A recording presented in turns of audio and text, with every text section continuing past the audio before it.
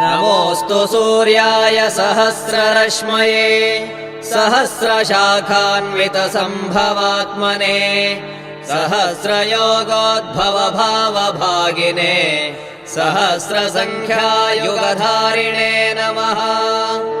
यन्मण्डलम् दीप्तिकरम् विशालम् रत्नप्रभम् तीव्रमनादिरूपम् दारिद्र्यदुःखक्षयकारणम् च पुनातु माम् तत्सवितुर्वरेण्यम्। यन्मण्डलम् देवगणैः सुपूजितम् विप्रैस्तुतम् भावनमुक्तिकोविदम् तम् देवदेवम् प्रणमामि सूर्यम् पुनातु माम् तत्सवितुर्वरेण्यम्। यन्मण्डलम् ज्ञानघनम् त्वगम्यम् त्रैलोक्यपूज्यम् त्रिगुणात्मरूपम्